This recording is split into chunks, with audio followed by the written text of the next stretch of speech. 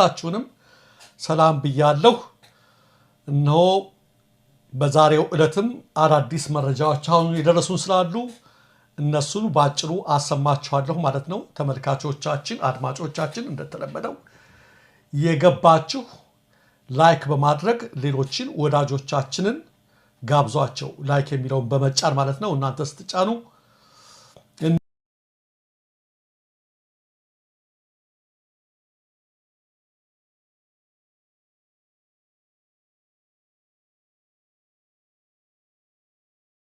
ሰላም ጤና ይስጥልን ተመልካቾቻችን፣ ከአንከር ሚዲያ ዝግጅት ክፍል የአክብሮት ሰላምታችንን እናቀርባለን።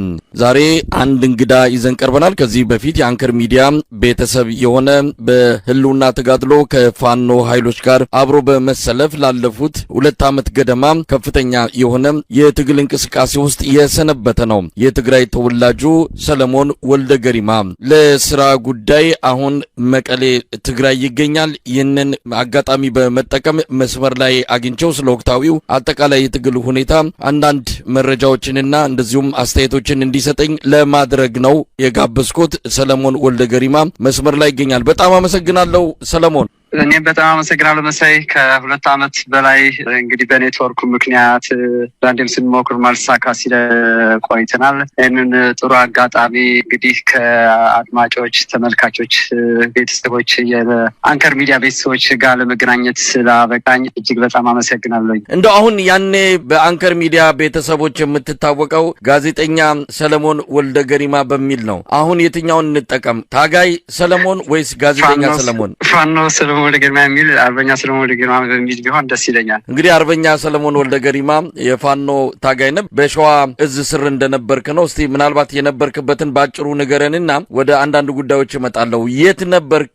እስር ቤት እንደነበርክ አስታውሳለሁ። ከእስር ቤት ከወጣ በኋላ ግን በቀጥታ ወደ በረሃ ነው የገባኸው። እስቲ ባጭሩ ንገረን የነበረውን። እንግዲህ አገዛዙ ቻሌንጅ የሚያደርገው ሰው ማንም አይፈልግም። በግልጽ ነበር፣ ተደብቀን አልነበረም። ከአንከር ሚዲያ ግንኙነት ማድረገው የነበረኝ አስተያየት ሰጣለኝ፣ የመሰለኝ እውነታውን አጣራ ነበር። አንዱ ክሴ ከመሳይ መኮንን ጋር ጥሮ እየከፈለ ያሰራሃል የሚል ነበረ። አንደኛው ከኤርትራ የደህንነት መዋቅር ጋር ግንኙነት አለ፣ አንዱ ደግሞ ፋኖን ከተማ ላይ ሆነህ እያገዝክ የሚል 3 ክሶች ነበር። ያው ምክንያት አድርገው ያስገቡኝ። ማስገባት ብቻ አይደለም፣ 2 ጥርሶቼን ሰብረው ደብድበውኝ አካል አጉድለው ነው ያሉኝ። ከዛ በኋላ ብቆይ ግን ከተማ ላይ በእርግጠኝነት የሚገኝ የነበረ ሞት ነበረና መጀመሪያ ራሴን ማዳን አለብኝ። ቀጥሎ ደግሞ ማምነውና እኔን የምደግፈው ትግል የፋኖ ትግል መቀላቀልና ለአማራ ሕዝብ ህልውና ለወጣው እኔም ስለማምንበት የአማራ ሕዝብ ህልውናን ነፃ ለማውጣት መቀላቀል ነበረብኝ። ስለዚህ በዛ ምክንያት ራሴንና የምወደውና ማከብረው የአማራ ሕዝብን ነፃ ለማውጣት ወደ በረሃ ተቀላቅያለሁ ከፋኖ ጋር ማለት ነው። እንግዲህ ሰለሞን ወደ ኋላ ለመልስና ለውጡ መጣ። ለውጡ በመጣ ጊዜ የለውጡ ደጋፊም በመሆን የለውጡ አገዛዝ በእግሩ እንዲቆም ሁላችንም እንዳደረግነው ሁሉ አንተም የዛው አካል ነበር። ከአገዛዙ ጋር እንደው ወደ እንደዚህ አይነት መሻከር ውስጥ የገባኸው በኋላም እንድትታሰር ያደረገህ ምንድን ነው? ወዲያውኑ ነው ወደ ተቃውሞ ጎራ የተቀላቀልከውና የተለያዩ መልእክቶችን ማስተላለፍ የጀመርከው? ከዛም በኋላ ተከትሎ ነው በእነሱ አይን ውስጥ የገባኸው? እንግዲህ እድል ሰጥተናል። እውነት ለመናገር በተለይ የትግራይ ተወላጅና በዛም ወቅት ከህወሓት ጋር የነበረውን መሳሳብ የመጣውን የብልጽግና አገዛዝ መደገፍ በጣም ትልቅ ፈታኝ ነበር። ብዙ ተስፋ ነበረን በህወሓት ላይ የነበረ በሰዓቱ የነበረ ስህተት ኢትዮጵያዊነትን ይሄ ጎራ የፈጠረውን መሳሳብ ኢትዮጵያዊነት ይሄ ብሔርተኝነት ስለነበረ ወደ ኢትዮጵያዊነት ሲደልል ሰውየው በጣም በርካታ ፕሮሚስ ነበር የገባውና ያንን በማመን ሁላችንም ደግፈነዋል። እኔም አግሬሲቭሊ ከደገፍኩት ሰው ነበርኩኝ። ኢቭን በሰኔው ሰላማዊ ሰልፍ የራሱ ድራማ ከኋላ ዘግይተን ስናቅ በራሱ ድራማ የሰራው ቦምብ ዳታ ብቸኛ የትግራይ ተወላጅ ባነር በትግርኛ ጽፌ የወጣ ሰው ነበርኩኝ። ከሚገባ በላይ ደግፌያለሁኝ፣ እድል ሰጥቻለሁ ብዬ አምናለሁ። መጨረሻ ላይ ግን ሰውየው የትግራይና የአገዛዝ ጦርነት ሲቆም የፕሪቶሪያ ውል ስምምነት ሲፈጠር ወደ አማራ ፊቱ ሲያዞር ትጥቅ አውርድ ሲል እንዴ ለምንድን ነው ትጥቅ የሚያወርደው? ሲጀመር ትጥቁን አማራ ፋኖ ወይም ሚኒሻው በራሱ የታጠቀ ነው፣ የሰጠው ትጥቅ የለም። ሲቀጥል ስጋት አለኝ የሚል አለ። በተለያዩ አቅጣጫ ስጋቶች አሉ። ይህን ስጋት ደግሞ እኔ እጋራዋለሁኝ። ይህን አካሄድ ልክ አይደለም። ኢቭን ትጥቁ እንኳን የሚያወርድ ከሆነ ትጥቁ ትገዛዋለህ እንጂ አትቀማውም። በሬውን ሽጦ የታጠቀው እንዴት አምጣት ባለህን ልክ እንደሰጠው የሚል ጃስቲፋይ የሚያደርጉ እውነታውን የሚገልጹ እንትኖች ሳደርግ ገለጻ ሳደርግ ምን አባህ ገባህ ወደሚል ወደ መሳደብ ማሰር በተደጋጋሚ ነበር የታሰርኩት። መጨረሻ ላይ ግን ያው ወደ አዋሽ ወስደው ከባድ ጉዳት ሲያደርስብኝ ኢቭን ሲወጣ ኮማንደር አዱኛ ምናምን የሚባሉ አንድ 6 ኮማንደር ተሰብስበው አሁን እስተማርክ ወይ አርፈህ ትቀመጣለህ ወይ ከቻልክ ብልጽግና ደግፍ በግልጽ አማርኛ 3 አማራጭ ነው የሰጡኝ። ከቻልክ ብልጽግና ደግፍ ካልሆነ አርፈህ ተቀመጥና ንግድህን አድርግ። ከዚህ ውጭ ሆናለሁ ካልኩ ውጭ ለመውጣት ፍላጎት ካለ እናመቻችልህ። ከዚህ ውጭ ግን በራስ ትፈርዳለህ አሉኝ። ኦልሬዲ የኔ ምርጫ ከ3ቱም ውጭ ነበረ። ስደትም አልመረጥኩም፣ አርፌን ባርነት መቀበል አልመረጥኩም እና ወደ ጫካ ወደ ፋኖ ኔጋ የታሰሩ በርካታ ልጆች ቀጥታ እንደተፈቱ ወደ ጫካ ስለተቀላቀሉ ያንን አቅ ስለነበረ ደውዬ ወደ እነሱ መቀላቀል እንደምፈልግና የአማራ ህልውና ትግል እኔም እንደምደግፈውና ወደዛ መምጣት እንደምፈልግ ሲነግራቸው እንኳን ደህና መጣህ ብለው የተቀበሉኝ። በታማኝነት ሚስጥር ጠባቂነት ለእውነት ትግሉም ስለማምንበት ለ2 ዓመት ከ6 ወር ቆይቻለሁ በረሃ ላይ። አሁንም እዛው ነኝ ያለሁት። አሁንም የፋኖ አባል ነኝ። አሁንም የፋኖ ኃላፊነት ተሰጥቶኝ ነው እየተንቀሳቀስኩ ያለሁት እና በዚህ ነበር ወደ ፋኖ ገባሁት። እንግዲህ አርበኛ ሰለሞን ምናልባት የትግራይ ተወላጅ ሆኖ ያው መሰረታዊም ጥያቄ ስለሆነ ነው የትግራይ ተወላጅ ሆነ የፋኖን ትግል ስትቀላቀል በግራ በቀኝም የሚመጣ ድጋፍም ተቃውሞ ይኖራል። በተለይ ያው የፋኖ ትግል መነሻውም ከዋት ጭቆና ጋር በተያያዘ በኋላም የኦህዴድ ብልጽግና ያመጣው አጠቃላይ ጭቆና እርምጃዎች ናቸው የፋኖን ትግል የወለዱትና በስፋት እንዲቀጣጠል ያደረጉት። ስለዚህ የትግራይ ተወላጅ ሆኖ የፋኖ ታጋይ መሆኑ አልከበደም? ግራም በቀኝም የነበረው ድጋፍና ተቃውሞ ምን ነበረ? ኦፍኮርስ በጣም መሳዬ የኔ ታሪክን ወደ ኋላ ተመልሰህ ስታየም አንተ በሰፊው ስለምታቀኝ ስለ ኢትዮጵያዊነት ስለ አንድነት ነበር ማቀነቅነው። እሱ አንድ ትልቅ ጥቅም ለኔ ሰጥቶኛል። ምክንያቱም እዛ ስገባ የብልጽግና ደጋፊዎች አገዛዝ ሰዎች ወደ ኋላ እየሄዱ ከማህበራዊ ሚዲያ ለህወሓት ስለው የነበረ ወይ ምናምን ለአማራ ምስል ነበር ብለው አትሊስት ለህዝብ ለአማራ የተቃወምኩት ወይም ስለ ወልቃይትና ራያ እንደዚህ ሲል ነበር ምናምን የሚሉትን ጭራሽ እኔ እሱም ስለማላምንበት ጀምሮም ጀምሬ ለመጎተት ሞክሯል። ኢቭን በእንትን ሰርቷል ፌክ ኤዲቲንግ እየሰሩ እሱ እኮ እንደዚህ ሲል ነበር ብለው ከፋኖ ጋር ለማጋጨት ኤክስትራ ሂደዋል። ግን አልተሳካላቸው። ምክንያቱም እውነታውን አብዛኞቹ ስለሚያውቁኝ ስለነበረ ያን ስልህ ግን ፈተና አልገጠመኝም ማለት አለ። እውነቴን ነው የምልህ ሰማይ እስከሚደፋብኝ ድረስ በጣም የጨለመብኝ ቀን ግን ነበረ።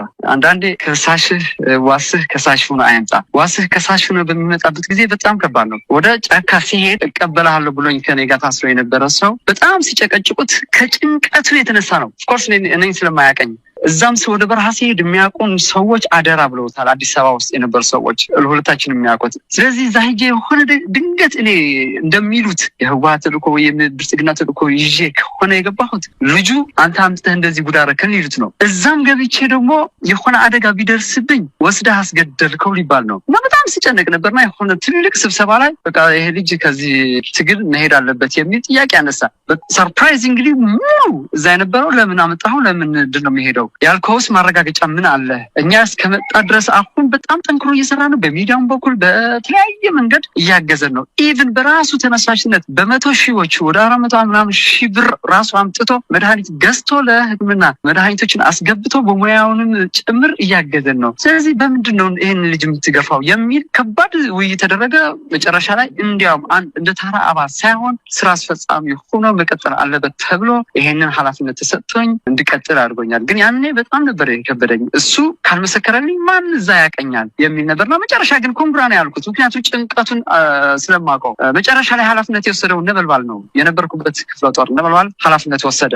አደጋም ቢመጣ ተጠያቂ ነው። እኔም ችግር ከፈጠርኩኝ ተጠያቂ ድርጅት ነው። ስለዚህ በዛ መልክ በኃላፊነቱ ተሰጥቶኝ ፈተናዎችን አልፌ መልካም እና እነዚህ ሁሉ ፈተናዎችን አልፌ አማራ ፋኖ ብሔራዊ ንቅናቄም ሰጠኝን ኃላፊነት በአግባብ ተወጥቼ የድርጅቱ ሚስጥር በመጠበቅ ታማኝ ለድርጅቴ በመሆን ከነበርኩበት ክፍለ ጦር ወደ ላይ ስራ እንፈልጋለን ተብዬ ከክፍለ ጦር ወደ ኮር አስረከቡኝ። ከኮር ደግሞ ወደ እዝ ተረክቤ አሁን በአማራ ፋኖ ብሔራዊ ንቅናቄ በላይኛው ስራ ተሰጥቶኝ በመስራት ላይ ይገኛሉ። ለጊዜው ያን ስራ በራሱ ሰዓት እስከሚገለጽ ቢቆይ ደስ ይለኛል። ብቻ ግን በላይኛው አመራር ሆኜ አሁን ለድርጅቴን እየሰራሁ እገኛለሁ ማለት። እንደው አርበኛ ሰለሞን የፋኖን ትግል በእርግጥ የአማራን ህዝብ ህልውና ለማረጋገጥና የመጣበትን አደጋ ለመታደግ ለመከላከል የተወለደ ንቅናቄ እንደሆነ ይታወቃል። ነገር ግን በአማራ ተወላጆች ብቻ የሚንቀሳቀስ እንዳልሆነ የኦሮሞ ተወላጆችም የሶማሌ ተወላጆችም እንደዚሁም አንተን መሰሉ የትግራይ ተወላጆች እስከ ኃላፊነት ጭምር ቦታ ይዘው መስዋዕትነት እየከፈሉበት ያለ ንቅናቄ ነው። ለማንኛውም እስቲ ያለፉት 2 ዓመት ከ6 ወር እንግዲህ ጫካ መግባት ምን ያህል ከባድ እንደሆነ በተለይ አዲስ አበባ ከተማ ለምደ ያንን አየር ለምደ ያንን በተወሰነ ደረጃም ቢሆን ከጫካ በተሻለ ሁኔታ ምቾት ያለበት ቀጠና ነበር። ከዛ ወጥተ በረሃ ውስጥ ገብተ መሳሪያ ተሸክመ ከወዲህ ወዲያ በጣም ከባድ ነው። እንዴት ነበረ እንደው ውጊያዎች ውስጥስ መስዋዕትነቱን የፋኖን አጠቃላይ እንቅስቃሴ ያለፉትን 2 ዓመት ከ6 ወር እንደው ባጭሩ ብትገልጽልን ቆይታን። እንግዲህ ትግል መኖር ሲከለከል ቁመህ ከመሞት የምትመርጠው እንጂ ጦርነት የሚመርጥ ማንንም ህሊና ያለው ሰው የለም። መሳይ በጣም አገዛዙ ጨካኝ ነው። ነገርኩህ እንግዲህ 2 ጥርስ የመንጋጋ ጥርሶችን ሁለቱም አስወልቀውታል ሲደበድቡኝ። ከዛ በላይ መሞት ነው የሚጠበቅብኝና እዛ ከጠበቁኝ ይገድሉኛል። ዝም ብለህ ከመሞት ደግሞ ራስን አድነህ ህዝብንም አድነህ ፍትሃዊ የሆነ ሞት ብትሞት ትመርጣለህ እንጂ ኦፍኮርስ ከትምህርትም ትምህርት ከሀብትም ሀብት ቤተሰብ የሚወደ ኋላ በትኝ ሁሉም ነገር ቤተሰብ ልጆችን ምንም ጥለህ ስትወጣ ዋጋ ታስከፍላለህ። ነገር ግን ኦልሬዲ እዛ ብትቆይ ትሞታለህ። ሁለተኛ ደግሞ እንደ ህዝብም እንደ አገርም እያየው ነው። ትንሽ በዚህ ከቀጠለ እንደ ሊቢያም እንደ ሶሪያም እቺ ሀገር ተበታትና ሁሉም ህፃን ልጅን ይዘው ስደት የማያወጣበት ምንም ምክንያት የለም። አዲስ አበባ ጎዳና ከሶሪያ መጡት ከየመን የመጡት እርዳታ ስንሰጣቸው ህፃናት ይዘው እኮ አይተናል። ያንን ወደ ቤታችን እስከሚመጣ አንጠብቅም። እንግዲህ የነበረን አማራጭ የግዴታ ነው። ምቾትን ትተህ ሁሉም ነገር እንትተህ ትገባለህ። ኦፍኮርስ ከሞት ጫፍ የወጣህበት ጊዜ አለ። ከጥላት ጋር ትንቅንቅ ውስጥ ገብተን የ100 ሜትር ምናምን የጨበጣ ውጊያ ውስጥ ገብተን ከነመቶ አለቃ ይላቅ ብርሃን የስከሰም ዋና ኮር አዛዥ በነበረበት ወቅት 50 አለቃ ፍቃድ ጥላሁን የነበልባል ክፍለ ጦር ዋና መሪ እነዚህ በነበሩበት አጋጣሚ ጥላት በተኛንበት መጥቶ ከቦሊ ይዘን የጨበጣ ውጊያዎችን አልፈናል። ከሞት ወተናል። በርካታ ጓዶችንም ሰውተናል። በርካታዎችም ቆስለኛ ሆነው አሉ እስካሁን እና ይሄንን ሁሉ ግን መርጠው አይደለም ተገደህ የምትገባው ነው። ስለዚህ እኛ መስዋዕት ሆነን እንኳን ኢትዮጵያን ጠንታ የምትቀጥልበት እድል ከተፈጠረ አንዳንዴ ትመርጠዋለህ። ሰው ሁሉ ምን አገባህ አንተ ወይ ገንዘብ አላጣ ወይ ትምህርት ትንሽነት የሌለው ምን አግብተህ ነው የሚለው እንጂ የሁሉም ሰው ጥያቄ ናትና ግን አንዳንዴ the problem is that እኔ የማየውን አንተ አልታየህም ነው እንጂ የምለው ለሰው ብዙ እንደዚህ ምን አገባህ ብሎ ከመጣ አትደክምም ለማስረዳት። ምክንያቱም በዛ ልክ ሊረዳህ በጣም አንዳንዱ ይከብድሃል። ዝም ብለህ የበረከቱ ተካፋይ አድርገህ ብቻ ብለህ ነው የምታልፈው እና እውነት ለመናገር በጣም የድሮን ጥቃቶች እኛ ላይ ተመክሯል። ያው ንጹሃን ሲሞት አይተናል። ህፃናት፣ እናቶች፣ አባቶች ያለ ምንም ኃጢአታቸው እህላቸው ሲቃጠል በእኛ እዛው ቀጠና በነበርኩበት በሸዋ ላይ ብዙ ግፎች አይተናል። ግን አንዳንዴ የኔ ምጣላውን አብይ አህመድ በመሆኑ ሁሌ እድለኛ ነን እላለሁ። ምክንያቱም እንደ አብይ በቃ ራሱን ትግሉ ወደፊት እንዲፈጥን ካደረጉት አንዱ ራሱ አብይም ጭምር ነው። ግፍ የሚፈጽመው ሊያንበረክክ ይመስላል ህዝቡን፣ ግን ህዝቡን አያንበረክክም። የባሰ ተቆጥተው ወደ ትግሉ በፍጥነት እየገባና ያሸነፍን እየሄድንበት ያለ ነው። ቀጠናው ትስስር ትግራይና አማራ እኮ ሳይፈልግ ነው እያስተሳሰረው ያለው እና አንዳንዴ የኛ ተጋጣሚ አብይ ማድረጉ እንደ ጸጋ ነው የሚወስደው ሁሌና በርካታ እውነት ነው። የሚቾትን ሁሉ ትተን በርካታ ዋጋ ተከፍለበታል፣ እየከፈልም ነው። አሁን ግን የደረሰ ይመስለኛል። መቋጫው በቅርብ ይመስለኛል እያየሁት ባለው ነገር። እንግዲህ የፋኖን እድገትስ ያው በአካል አጠገብ ሆነ የምትከታተለው ነው። አንተ ስትገባ የነበረው ፋኖ አሁን የደረሰበት ከድሎቹ ጋር በተያያዘ ከተለያዩ አንጻር እድገቱን እንዴት ታየዋለህ የፋኖን? ባይዘይ እጅግ በጣም በሚገርም ሁኔታ መሳይ ወንድሜ የተበተነ ኃይል ነበር። ፋኖ ማለት ትጥቅ ሊያስፈታ ሲመጣ ወደ የአቅጣጫው ነበር ተበትኖ መሳሪያውንና ህይወቱን ይዞ የወጣው። ከዛ በኋላ 10 20 ሲሆን 20 40 እያለ እየተሰበሰበ ነው አሁን ላለው አንድ አማራ ፋኖ ብሔራዊ ንቅናቄ የደረሰውና በ2 ዓመት ከምናምን ወደዚህ ፍጥነት ሲመጣ እኔ ስገባ ገና ብርጌድ እየተመሰረተ ነው የገባሁት። ገና በረሃ በጫካ ውስጥ ብርጌድ ሻለቃዎችን ተሰብስበው ወደ ብርጌድ ለመሆን እና እንግዲህ አስበው ከቲም ወደ ሻለቃ ከሻለቃ ወደ ብርጌድ ከብርጌድ ወደ ክፍለ ጦር ከክፍለ ጦር ወደ ኮር ወደ እዝ ከእዝ አልፈን መላው አማራ ያካተተ አሁን አንድ ድርጅት መስርተናል። እጅግ በታሪክ ኢትዮጵያ ውስጥም እንደዚህ በአጭር ጊዜ በርካታ ቀበሌዎች እንግዲህ እኔ በነበርኩበት ከሰም ኮር ላይ አንዷን ብርጌድ እንኳን አንስቼ ነበልባል ክፍለ ጦር ሆናለች። አሁን ነበልባል ክፍለ ጦር እንኳን ስነግርህ 31 ቀበሌ አለ። 28 ቀበሌ በእጃችን ላይ ነው ያለው በዛች አንድ ወረዳ ውስጥ ማለት ነው። 28 ቀበሌ በአሁን ሰዓት እናስተዳድረዋለን እኛ። ፍትህና ግልግል የምንሰጠው እኛ ነን፣ ግብር የምንሰበስበው እኛ ነን፣ ትምህርት የምናስተምረው እኛ ነን፣ ሁሉም ነገር የምናደርገው እኛ ነን እና እጅግ በጣም ፈጣን ነው። መሬት ላይ ያለው ያለው እውነትና መንግስት በፕሮፓጋንዳ የሚናገረው ለየቅል ነው። በጣም ሰማይና መሬት ነውና እጅግ በጣም ከምነግር በላይ በጣም ፈጣን ነው። ዳስ ዋይ በዚህ ፍጥነት ዋናው ደግሞ የማህበረሰቡ ያለው ቀበሌ ላይ ነው። ከዛ ወረዳዎችም አሁን እየተያያዙ ነው። እንግዲህ ከዛ ዞን 3-4 ከተማ ዞን ነው የሚቀሩት ሙሉ አማራውን ነፃ ለማውጣት ማለት ነው። ከጥቁር አስፋልት ተከትሎ የሚሄደው ውጭ ኦልሞስት የለም እና እጅግ በጣም በሚገርም ሁኔታ በፍጥነት ሂደዋል። እኔ በእርግጠኝነት ሁሌ የምናገረው አለ በአጭር ጊዜ ውስጥ የአማራ ፋኖ ብሔራዊ ንቅናቄ ፊት አውራሪ ሆኖ አዲስ አበባ እንደሚገባ አስረግጬ እናገራለሁ። የቀጠናው ትስስር ብቻ ነው እንጂ አሁን የሚቀረውና እጅግ ፈጣን ነው ለማለት ነው ጠቅለል ሲል። እንግዲህ አርበኛ ሰለሞን ወልደ ገሪማ ምናልባት ሰሞኑንም መቀሌ ላይ የሰጠውን ቃለ መጠይቅ ተከታትለናል። ፋኖ በእርግጠኝነት አዲስ አበባ ይገባል የሚል ነው። ይሄ በራሱ ብዙ ጥንቃቄ የሚያስፈልገው ብዙ ኃይሎች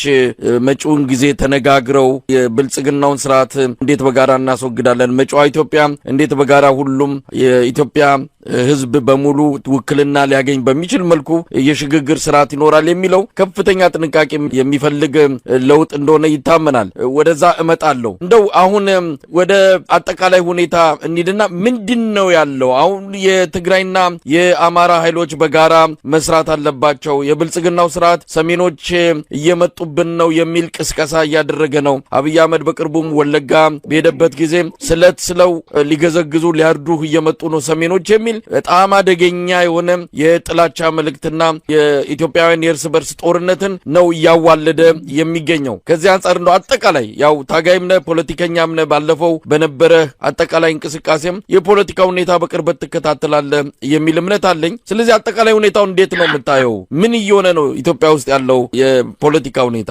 እንግዲህ ወይም አማራ ፋኖ ብቻውን ስለተበደለ አይደለም ከትግራይ የአማራ ህዝብ ከትግራይ ህዝብ ጋር የሚሰለፈው ሁሉም በአገዛዙ ላይ በደል እየደረሰበት ስለሆነ ነው። ከተሰበሰበ እንኳን ነገ በእርግጠኝነትም ይሰበሰባል። ለምን? የጋራ በደል እጣፈንታው አንድ ነው። በሁሉም የጅምላ ጭፍጨፋ አለ። በትግራይም አለ፣ በአማራም አለ፣ በኦሮሞም አለ፣ በአፋርም አለ። ስለዚህ እነዚህ ሰዎች በራሳቸው ሰዓት ሊሰበሰቡ ግድ ይላቸዋል። ምክንያቱም የጋራ ጨፍጫፊ አብይ አህመድ የሚባል አገዛዝ ስላለ። ይህንን ፖለቲካ ግን ሰሜን ኤርትራም ትግራይም እየመጡ ነው አማራም አንድ ላይ የሚለው ቅስቀሳ እየተጠቀምበት ያለው የኦሮሞ ህዝብ ልክ ሌላው ጨፍጫፊ አድርጎ ለማሳየት ነው። እውነቴን ነው የምልህ እኔ ትግራይና አማራ ክልል ላይ የተገኘው ወይም ትግራይና አማራ ቆራኝቶ የኦሮሞን ህዝብ ለመጉዳት ከሆነ እኔ የመጀመሪያ ተቃዋሚው ነኝ። የለም አላማው ራሱን ለማዳን ነው እየተሰበሰበ ያለው። እንዲሰበሰብ አብርቼ እሰራለሁ መሰብሰብም ስላለበት። ምክንያቱም የጋራ አጥፊ የጋራ ጨፍጫፊ አብይ አህመድ የሚባል ፍጡር ስለተፈጠረ። አለበለዚያ ግን እሱ እንደሚለው የሰሜኑ ህዝብ አንድነት ሌላውን ለመጉዳት ነው የሚለውን ተራ ፕሮፓጋንዳ እንጂ የመጀመሪያ ጠላት መሆኑ እኔው ሰለሞን ወልደ ገሪማ የኦሮሞ ህዝብ የትግራይና የአማራ አንድነት ስጋት ሆኖ ሊሰማው አይገባም። ልጆቹ ነን እኛም ራሳችን የኦሮሞ ህዝብ የተበደለ ነው እያልን ነው ያለ ነው። እነ ጃዋር እነ በቀለ ገርባ እነ ሀጫሉ እንደሳኮ ያመከናቸው እነ ለማ ያመከናቸው እኮ አብይ ነው። እነዛ ኦሮሞ አይደሉም እንዴ?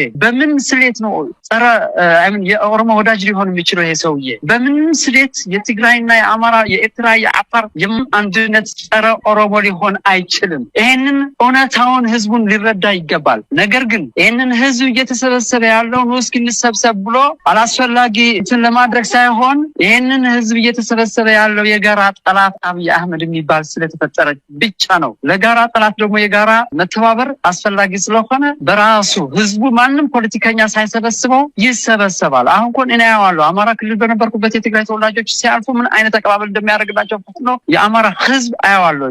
በትግራይ በመጣሁበት ጊዜ የአማራ ተወላጆች አንዳንድ እዚህ የተለያየ ስራ የሚሰሩ አግኝቻለሁ። እነዚህ ልጆች እንዴት ተከብረው እንደሚኖሩ ትግራይ ውስጥ አይቻለሁ። በተለይ በመቀሌ በጣም በርካታ ከዚህ ከዋግምራ ከወሎ ከጎንደር የመጡ አንዳንድ የጉልበት ሰራተኞችን በርካታዎች አይቻለሁ። ኢቭን አገዛዙ እያፈሰን ስለሆነ ለጊዜው እዚህ እንድንቆይ ብለው በርካታ የመጡ አይቻለሁ። በሰላም ነው የሚኖሩት። እነዚህ ሰዎች ለህልውናቸው ግን የማያብሩበት ምንም አይነት ምክንያት የለም።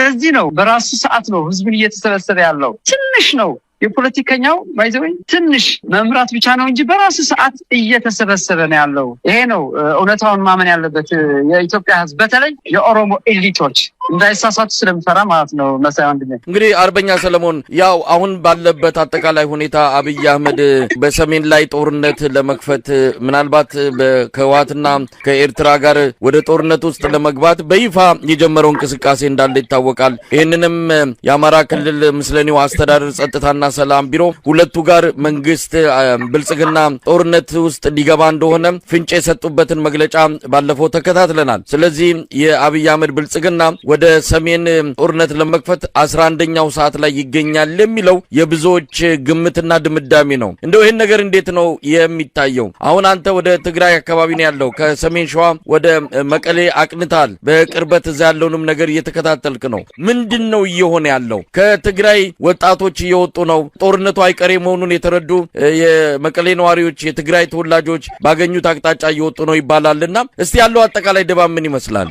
እንግዲህ እውነት ለመናገር ጉዞው በግልጽ በድብቅ ሳይሆን በግልጽ በቀን ያደረገው የአብይ አህመድ ሰራዊት ወደ ትግራይ አቅጣጫ በአፋር፣ በሰቆጣ፣ በዚህ በራያ፣ በወልቃይት በአራት አቅጣጫ አስጠግተዋል። ለዚህም የትግራይ ወጣት በተለይ በነጌታቸው የውሸት ፕሮፓጋንዳ ትግራይን ለቆ እንዲወጣ አበክሮ ሰርተዋል። ነገር ግን አብዛኞቹ እዛ ሲሄድ ደግሞ እያፈሰ እያሰረ የአንዳንዶቹ ለገንዘብ መደራደሪያ ሲያደርጓቸው እንድትፈታ 5,000 10,000 እስከ 50 100,000 ይከፈላሉ። እየተዘረፉ ያም ለምን ትመጣላችሁ የሚል በስቶ አሁን በዚህ ሰዓት በዚህ ሳምንት በርካታዎቹ ባክ ወደ ትግራይ እየተመለሱ ነው ያሉት። ስጋቱ ግን ነበረ። ምክንያቱም ከዚህ በፊት የነበረው ስቴጅ መከበብ ድንጋጤው ያለቀቀው ወጣት ነበረ፣ ማህበረሰብ አለ። ነገር ግን ይሄንን አሁን ትግራይ አይዘጋም። በኤርትራም ክፍት ነው፣ በአማራ ክልልም ክፍት ነው፣ በአፋር ክፍት ነው፣ ኢቭን በሱዳን ክፍት ነው። ትግራይን ከዚህ በኋላ ከቦ የሚያስተቃያት አንድም ኃይል የለም፣ ይልቁን የሚያግዝ የሚተባበር እንጂ። ወጣቱ ደንግጦ ነበር። አዎ በዛ ላይ ደግሞ የነጻድቃንና የነጌታቸው ተጨምሮበት የውሸት ፕሮፓጋንዳ ለቃችሁ ውጡ ምናምን እያለ ልክ ጦርነቱ ትግራይ እንደሚካሄድ አስመስለው ነው። እውነቴን ነው የምልህ መሳይ፣ እኔ ዝርዝሩ አልገባም የተዘጋጀው ነገር ስለማውቀው። ትግራይ ላይ ግን ረጦ የሚሳካለት አንድም አይነት ኃይል እንደሌለ ከዚህ በኋላ አስረግጬ እነግርሃለሁ። አማራ ፋኖ በተጠንቀቅ ነው፣ አፋር በተጠንቀቅ ነው፣ ቤኒሻንጉል በተጠንቀቅ ነው፣ ኤርትራን በተጠንቀቅ ነው። ሁሉም ለራሱ ትግራይ ሲነካ አማራ ፋኖ ቆሞ አያይም። ቀጣይ ምን እንደሚደረግ ስለምናውቅ፣ ኤርትራም ቆሞ አያይም። ቀጣይ ምን እንደሚያደርግ ስለምናውቅ፣ አፋርም ቆሞ አያይም። ቀጣይ ምን እንደሚል። ስለዚህ የትግራይ መመታት የሁላችንም መመታት ነው። ከዚህ በፊትም ጀነራል ተፈራ ማሞ በግልጽ አማርኛ አስቀምጦታል። ትግራይ የመታ ቆሞ የሚያይ ኃይል የለም። this is clear። ይቺ የቀረችው ካርታ የወልቃይትና የራያ የነበረችው መክናለች። አንዳንድ ዝም ብሎ በህወሓት ለምሳሌ የአማራ ጄኖሳይድ በግልጽ መናገር ጀምረዋል። አመራሮቹ አማራ አብረን እንምታ ተብለን እምቢ ብለናል ብለዋል። በግልጽ ዝም ብሎ አለች የሆነ መስተካከል የሚቀራቸው ነገሮች አሉ። ነገር ግን ከዚህ በኋላ ትግራይን ገብቶ የሚያተራምሰው አንድም የሚፈቅድለት የአማራ ፋኖ ብሔራዊ ንቅናቄ የለም፣ ኤርትራም የለም፣ የአፋርም ሁሉም የለም። ምክንያቱም ነቋል። በቃ ከዚህ በኋላ በየተራ የሚያጫውተው አንዱን አጥፍቶ ወደ አንዱን እያለ ድል የሚፈቅድለት የለም እንጂ አው መጥቷል። ኦፍ ኮርስ መጀመሪያ አልመሰለውም ነበር። ያንን ካርታ የወልቃይትና የራያ ካርታ አንዴ ለትግራይ የምርጫ ክልል ያደርጋል፣ አንዴ ይቀማዋል፣ በራሱ ያደርጋል፣ ነገ ወደ አማራ ሊያደርገው ይችላል። ፎርኤቨር በዚች ካርታ ግን ከዚህ በኋላ ማንንም የአማራና የትግራይ ህዝብ የሚጋጭ ያለ በዚህ እርግጠኛ ሆኜ እነግርሃለሁ። መሳይ ወንድሜ ሰርተንበታል ለረጅም ጊዜ። ከዛ በኋላ አለ ይሄ ሙቼ ይገኛል የሚለውን ነገር አንዳንድ አለ እሱ መስተካከል የሚያስፈልገው አለ። በውስጥም ይሄድንበት ነው። የአነጋገር ስህተቶች ምናምን እናያለን። እሱን በሂደት እናስተካክለዋለን። ነገር ግን የአገዛዙ ጉዞ ግን ጠቅልሎ መጥቶ ለምን ፍሬን ያዘ? አንድም የቀጠናው ጦርነት ከባድ ሱዳንም ትገባለች፣ ኤርትራም ትገባለች። ሁሉም ቆሞ የሚያየው የለም። ምክንያቱም የሱዳንም ታጣቂዎች ራሱ እያሰለጠነ እንዳለ በነሄሚትና አልቡርሃን የተፋጠጠ ነገር አለ ኢትዮጵያ ላይ። በኤርትራም በግልጽ ጦርነት አውጀዋል። በትግራይም በግልጽ እያወጀ ነው። ህጋዊ ለማድረግ አንዴ ወደ ኤርትራ ለማለፍ ከለከሉኝ ይላል፣ አንዴ የምርጫ ለማድረግ እንደዚህ የአከራካሪ ቦታ እያለ ምክንያት እየፈጠረለት ነው ያለው ለጦርነቱ። ከዚህ ውጭ ግን አሰፍስፎ መጥተዋል። እንዳንተ ምን ትላለህ ካልከኝ አይሞክራትም። አከርካሪው ስለመጣው ከዚህ በኋላ በቃ ነገርኩ አልቋል። ጦርነቱ አልቋል። አዲስ አበባ መግባት ባይዘ አማራ ፋኖ ብሔራዊ ንቅናቄ ሙሉ አቅም አለው። ነገር ግን የአዲስ አበባ ህዝብ በትንሽ መስዋዕትነትና ከሌላው ደግሞ ቀጠናው ትስስር ማድረግ ስላለብን ብቻ ነው የምንጠብቀው ያለ ነው። ያንን ስንጨርስ የሱ እየደነፋ መጥቶ ሌላን ክልል ወይ ምናምን እስከሚመታ የምንጠብቀው ሳይሆን በራሳችን ፕሮግራም በራሳችን ሰዓት አዲስ አበባ እንገባለን። ከወንድም የአማራ ህዝብ፣ ከወንድም የትግራይ ህዝብ፣ ከወንድም የአፋር ህዝብ፣ ከወንድም የጉሙዝ ህዝብ፣ ከወንድም የሶማሌ ህዝብ፣ ከወንድም የኦሮሞ ህዝብ ሆነን በእርግጠኝነት እንገባለን። ስንገባ ሁሉም በአማራ ፋኖ ብሔራዊ ንቅናቄ ፊት አውራሪነት ስንገባ ሁሉም የኔ ነው አዲስ አበባ የገባ እንዲል ግን ስራዎች እየሰራን ነው ያለነው። ደግሞ በአጭር ጊዜ እናደርጋለን። እንደው አርበኛ ሰለሞን ምናልባት እንዲህ አይነቱ ነገር በስፋት የህዝብ አመኔታ እንዲኖረው በተለይ ቀደም ሲል ገልጻል አንዳንድ ትርክቶች አንዳንድ ንግግሮች አሁን በትግራይ የጊዜያዊ አስተዳደር በፕሬዝዳንት በኩል ሰሞኑን ሲባሉ የነበሩት እንዲህ አይነት መልእክቶች የህወሓት ምክትል ሊቀመንበር አቶ አማኑኤል አሰፋም መንታ መልእክቶችን ነበር ሲያስተላልፉ የነበሩት። የጋራ የሆነ ሀገር ያሳጣ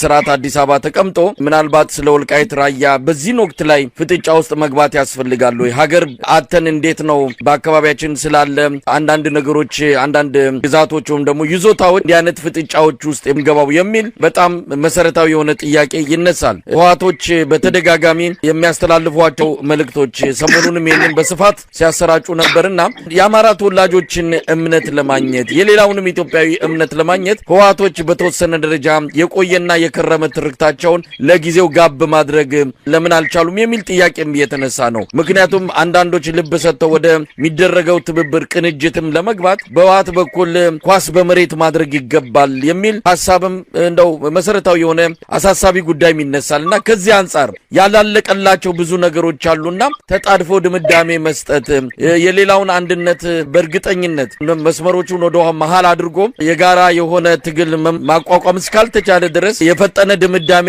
እንዳይሆን የሚሰጉ ወገኖች አሉ። ለማንኛውም በዚህ አንጻር ምንድነው መደረግ ያለበት? በግራ በቀኝም የጋራ ጠላትን አስወግዶ የጋራ ኢትዮጵያን ለመመስረት ብቸኛ የህልውና ጉዳይ ከፊታችን ተደቅኖ በትንንሽ አጀንዳዎች ለአገዛዙ እድሜ በሚሰጥ ግጭት ውስጥ እየገባን ነውና ይህን እንዴት ታየዋል? እንግዲህ ይሄኛው በጣም እጅጉ የመጨረሻው ካርታ ብልጽግና መሆኑን ደጋግሜ ስናገር ነበር እና በዚህ ላይ አንዳንዴ ምንድነው የታሰበው? ለምሳሌ አማራ ፋኖ ብሔራዊ ንቅናቄ በወልቃይትና በራያ ጥያቄ የለውም ማለት አይደለም። ነገር ግን ይሄንን ጥያቄ በትግራይ ብቻ ሳይሆን በአፋር በኩልም የአማራ ጥያቄ አለ፣ በኦሮሚያ በኩል አለ፣ በቤኒሻንጉል በኩል አለ፣ በመተከል በኩል አለ። አንዳንድ ከፍተኛ አመራር ህወሓት ማለዘብ ስንጠብቅ የሚያከሩት ነገር አለ። በነገራችን ላይ እዚህ ጋር መገንዘብ ያለብን የአማራ ፋኖ ብሔራዊ ንቅናቄና የህወሓት አመራሮች አብይ አማራ ፋኖ ወይ አማራ ሪፕሬዘንታቲቭ ወልቃይት የለም ራያ የለም ያለው የአብይ ግልጽ እንደሆነ ባለፈውም እነ ኮሎኔል ደመቀ አይተነዋል። የብልጽግና ቲሸርት አድርገው ቅስቀሳ ብልጽግናን ምሮጥ ጀምረዋል። ከዚህ በፊትም የነበረው የብልጽግና ነው። ይሄንን ካርታ እሱን በሚፈልገው ሁኔታ ለማድረግ እንጂ ወይ ለአማራ ህዝብ ለመስጠት ወይ ለትግራይ ህዝብ ለመስጠት አይፈልግም። ይሄንን በግምት ውስጥ አስገብተው ይሄንን ድራማ በጋራ እንዋጋው ወደሚል መሸጋገር አለብን እንጂ ይሄኛው መሬት ግዛታዊ ምናምን የኔ ካልሆነ ሙቼ እገኛለሁ የሚባል እነሱ ወደሚፈልጉት ቦታ እንዳንገባ እነሱ አብይ ወደሚፈልገው ድራማ ዘው ብለን እንዳንገባ መካረሩን መተማመኑ እንዲመጣ እጅግ በጣም ጥንቃቄ በተሞላ ኢቭን ወደ ወልቃይትና አሁን ለምሳሌ ወደ ራያ ወደ አላማጣና ኮረም ሲገባ ፋኖ ምንም አይነት ተቃውሞ ያላሳየው ጥያቄ የለው ማለት አይደለም። ካርታው ድራማው የአብይ ድራማ ስለገባው ነው። በዚህም የህወሓት አመራሮች፣ የህወሓት ደጋፊዎች፣ የህወሓት አባላት የሆናችሁ እጅግ በጣም ተባባሪ እንደ ፋኖ አሁን ፋኖ በጣም እኔ እውነቴን ነው ወደ ሰፊ ሆኗል። ይሄንን የሆነበት ደግሞ ነገ የተሻለ መፍትሄ ለማምጣት ነውና ይሄንን ሁሉም ሊገነዘበው ይገባል። ይሄንን በግልጽ መናገርም ደፍረን መወያየትም አለብን። ኦፍ ኮርስ በውስጥ ምንድነው የሆናችሁ ያላችሁት ብለን የሄድንበት ነው። ነገር ግን ሌላው ደጋፊውንም ወደ ሌላ አይነት እሱ ወደሚፈልገው ግጭት እንዳያስገባን ኃላፊነት በተሞላው ንግግር ቢደረግና ኃላፊነት በተሞላው አካሄድ ቢካሄድ ጥሩ ነው። ለዚህም ጥሬን አቀርባለሁ። እጅግ በጣም መጠንቀቅ መቻል አለብን። ሁሉም ጥያቄ ያለው ዝምታ የመረጠውን የከፋውን ድራማው ስለገባው ነውና በተለይ የህወሓት አመራሮች እባካችሁ አደራ እየሰራ ነው ያለው ይሄንበት ያለው ነው የህዝብ ለህዝብ ለማቀራረብ ውሃ እንዳትቸልሱበት ጥንቃቄ እንድታደርጉም ጭምር ነው ጥሬን ማቅረብ ፈልገው። ይሄንን እኔም ባለፈው ደስተኛ አልነበርኩም። ይሄንን መፍትሄ ለመስጠት አደራ ደጋግሜ አደራ ማለት ፈልጋለሁ። አካሄዳችሁን አስተካክሉ። እዛ ምዕራብ ትግራይ የተባለ በሚጠራው የተቀመጠው ብልጽግና ነው። የተቀመጠው ብልጽግና ኢቭን በጋር አማራ ፋኖና ህወሓቱን ሆኖ ያንን አገዛዝ መጥቶ ነዋሪ በሰላም ወደዛ እንዲመለስ በጋራ መስራት አለብን እንጂ ይሄ የአማራ ነው ይሄ የትግራይ ነው እየተባለ እርስ በራሳችን እንዳንባላ እነሱ ወደሚፈልጉት ካርታ እንዳንገባ ጥንቃቄ እንዲደረግ እላለሁ። እንግዲህ ሰለሞን አርበኛ ሰለሞን ወልደ ገሪማ እንደው በመጨረሻ እዚህ ወቅት ላይ ሆነን ያው የመጨረሻ ማጠቃለያ መልእክትም ተደርጎ ሊወሰድ ይችላል ቀደም ሲል ያስተላለፍከው መልእክት፣ ነገር ግን አጠቃላይ በሆነ ሁኔታ የኢትዮጵያ ህዝብ በዘርፈ ብዙ ችግሮች ነው የተመታ ያለው። አገዛዙ አሁንም የሚታየው ያሳየው የመፍትሄ አማራጭ ጦርነት ብቻ ነው። ከጦርነት ውጪ ፖለቲካዊ መፍትሄ መስጠት እንደማይችል የአብይ አህመድ ሰሞኑን ወደ አዘርባይጃን በመሄድ መሳሪያ የሸመተበት እንቅስቃሴው ከፊት ለፊቱ ምንም አይነት ለፖለቲካ መፍትሄ ሰጥቶ ለመቀበል እንዳልተዘጋጀ ሁልጊዜ በኃይልና በጉልበት ነገሮችን ለመፍታት እንደሚፈልግና ለዛም ዝግጅት እያደረገ እንዳለ ከምንም በላይ ማሳያ ተደርጎ ተወስዷል። ለማንኛውም ለኢትዮጵያ ሕዝብስ በአጠቃላይ ምን መልእክት አለ? እንግዲህ መሳይሆን በርካታ ነገሮችን ለህዝቡ ምን አይነት ጉዳት ይሄ አገዛዝ ከመጣ በአጭር ጊዜ የ7 ዓመት የመከራ ጊዜ 7 ዓመት የመፈናቀል የስደት ጊዜ እንደሆነ ሁሉም አይቶታል። የትናንትና የኑሮ ውድነት አዲስ አበባ መኖር እየከበደ ሰው በምን ሁኔታ ውስጥ እንዳለ የተወሰኑ ባለጸጎች እንደፈለጉ ሲኖሩ አብዛሃ ህዝብ ምን ላይ እንደወደቀ በግልጽ አይተነዋል። ህዝቡም እያየ ነው። ስለዚህ ይሄንን ህዝቡ ለራሱ ሲል ለአገዛዙ በሚደረገው ሁለንተናዊ ተጋድሎ የቻለ ልጆቹን በመስጠት ሌላውም ገንዘቡን በመስጠት ሐሳቡን በመስጠት መረጃን በመስጠት ሁሉም ሊተባበር ይገባል። ይሄንን ወርቃማ እድል ቶሎ እንትን ካላለው ባይዘው በረሃ ያለው ብቻ አይደለም የሚከፋው፣ ከተማ መኖር ከብዶታል። ልጆቹን ቀን በቀን ወደ ስደት እየሄዱ የሊቢያ የአሳ ሲሳይ እየሆኑ ነው። ይሄ መከራ ህዝቡን ካልተረባረበ በእርግጠኝነት ነገ ይሄንን ሰውዬ አምባገነን ሆኖ በነፍጥ የሚያስብ እንደፈለገ የሚያደርግ ኃይል ለመፍጠር እየተሯሯጠ ነው ያለው። ባይዘው ይሄ እንጭጭ ህፃን ልጅ አብይ አህመድ ሐሳቡ ቢሆንለት በነፍጥ ህዝቡን አንበርክኮ ለመኖር ነው። ነገ መንቀሳቀስ ተከልክሏል። ዛሬ ማንም ኢትዮጵያዊ በሰላም ከጫፍ ኢትዮጵያ ወደ ጫፍ ኢትዮጵያ መሄድ አይችልም። ነገ መተንፈስም ሊከለክለው የሚሳካለት ከሆነ ነገ ረግጦ እንደፈለገ እንዲያደርገው እየሰራ ነው ያለው። ይሄንን ሁለተኛ ለኢትዮጵያ እንግዲህ እያንዳንዱ ነገር አዩት። ዶላር ወዴት ሄደዋል? ነዳጅ ወዴት ሄደዋል? የኑሮ ውድነት ወዴት ሄደዋል? ሁሉም ነገር ሰርተህ ተስፋ የሌለው ልጅን እንኳን ማስተማር የማትችልበት ደረጃ ላይ እየደረሰ ነው። በአሁን ሰዓት እጅ ለእጅ ተረባርበን ይህንን ነቀርሳ ካላስወገድ ሁሉም ኢትዮጵያ የሚጸጸትበት ጊዜ ሩቅ አይሆንም። ህዝቡን በተለይ ለአማራ ፋኖ ብሔራዊ ንቅናቄ ተባባሪ እንዲሆን በዚህ አጋጣሚ ጥሬን አቀርባለሁ። እውነተኛ ድርጅት ነው አማራ ፋኖ ብሔራዊ ንቅናቄ። እኔ የትግራይ ተወላጅ ነኝ። እውነተኛ ለሌላ ክፋት የሌለው ለኢትዮጵያ አንድነት እየታተረ ያለው በእኩልነት የሚያምን እንደ አማራ ፋኖ ፊት አውራሪነት ሆነ ሌሎችንም አቅፎ ወደ መሃል እንዲገባ በየአካባቢው ያላችሁት መላው ኢትዮጵያን ዲያስፖራም ጭምር የቻላችሁትን ሁሉ በማድረግ ይሄንን ድርጅት አግዙት። ይሄንን ድርጅት ከታገዘ በአጭር ጊዜ ወደ አዲስ አበባ የመግባት አቅም ፈጥረዋል። በዚህም አደራ ለመላው ኢትዮጵያ ሕዝብ አገር ውስጥ በውጭ ላላችሁ አደራ ማለት ፈልጋለሁ። አመሰግናለሁ። መሳይ በጣም ነው የማመሰግነው። አርበኛ ፋኖ ሰለሞን ወልደ ገሪማ፣ እንደዚሁ በቅርብ ተገናኝተን ዳግም እንደምንወያይ ተስፋ አድርጋለሁ። ለዛሬው በአንከር ሚዲያ ታዳሚዎች ስም ከልብ ነው የማመሰግነው። እጅግ በጣም አመሰግናለሁ። እንግዲህ ትንሽ ዝናብ አለ፣ ድምፁ በትክክል ይሰማ በጣም እርግጠኛ አይደለሁም። ለነበረን ጊዜ እጅግ ከልብ አመሰግናለሁ። መሳይ